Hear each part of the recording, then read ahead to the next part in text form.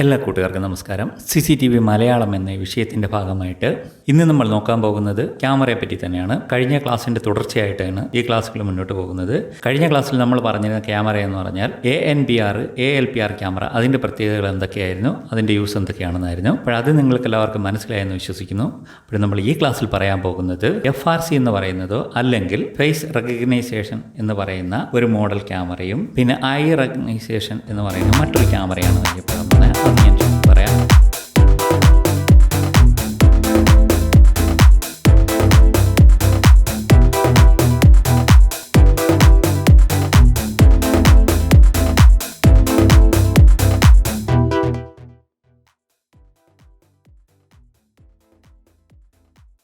ഫേസിനെ detect ചെയ്യുന്ന, നമ്മളുടെ face detect ചെയ്യുന്ന ഒരു ടൈപ്പ് ക്യാമറയുണ്ട്. അല്ലാതെ നമ്മളുടെ കണ്ണിൻ്റെ ഐ റേറ്റിനെ സെൻസ് ചെയ്യുന്ന ഒരു ടൈപ്പ് ക്യാമറയുണ്ട്. ഈ മോഡലൊക്കെ നേരത്തെ ഉണ്ടായിരുന്നതാണെങ്കിലും അങ്ങനെ ഒരുപാട് യൂസ് ചെയ്യത്തില്ലായിരുന്നു.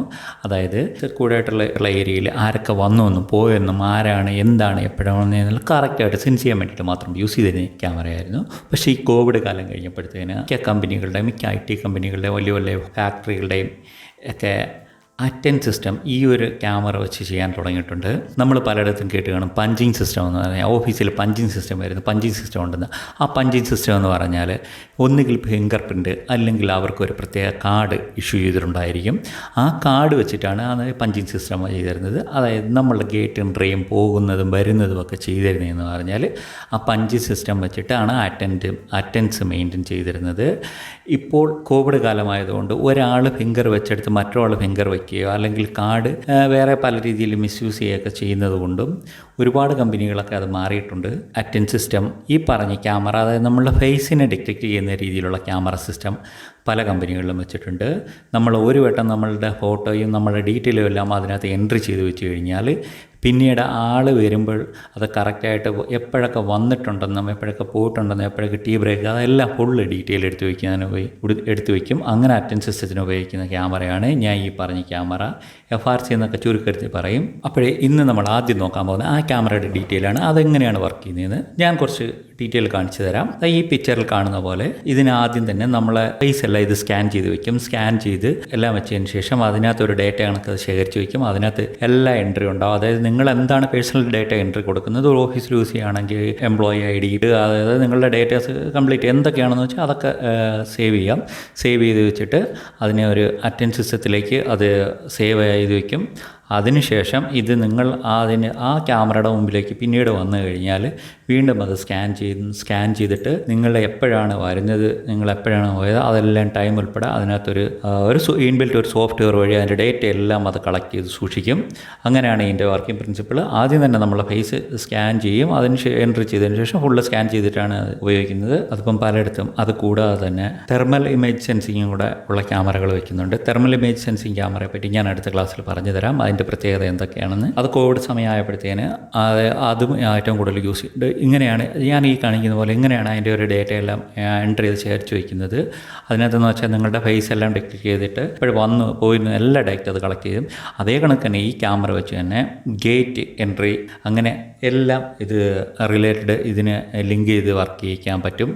ആർക്ക് ഏത് ആൾ വരുമ്പോഴാണ് അത് ഓപ്പൺ ചെയ്തിട്ടുള്ള അയാൾക്ക് അലൗഡുള്ള ഡോറാണോ, അലൗഡുള്ളതാണെങ്കിൽ അത് ഓപ്പൺ ചെയ്ത് കൊടുക്കും, ഇല്ലെങ്കിൽ അത് ഓപ്പൺ ചെയ്യത്തില്ല. അങ്ങനെ ഈ ഒരു ക്യാമറ വെച്ച് തന്നെ അതിൻ്റെ റിലേറ്റഡ് സിസ്റ്റം വെച്ച് തന്നെ ഇത് വർക്ക് ചെയ്യാൻ പറ്റും. സിസ്റ്റമായിട്ട് കണക്ട് ചെയ്ത് വെച്ചിട്ട് ഗേറ്റിനകത്തെല്ലാം യൂസ് ചെയ്യാൻ പറ്റും. ഇതിന് പിന്നെ ഒരു ചെറിയൊരു പ്രശ്നമെന്ന് പറയുന്നത് എന്ന് വെച്ചാൽ ഡ്രോബാക്ക് എന്ന് പറയുന്നതെന്ന് പറഞ്ഞാൽ ഇതിപ്പോൾ നമ്മളൊരു പ്രശ്നം, നമുക്കൊരു ചെറിയൊരു ആക്സിഡൻറ്റ് അല്ലെങ്കിൽ മുഖത്തിനൊരു ചെറിയൊരു പരിക്ക് പറ്റി അതിനെ ഡ്രസ്സ് ചെയ്യുക ബാൻഡ് ചെയ്യുകയൊക്കെ ചെയ്ത് വന്നാൽ ചില സമയങ്ങളിൽ അത് സെൻസ് ചെയ്യില്ല, അത് ഓപ്പൺ ആവില്ല എന്നുള്ളതുണ്ട്.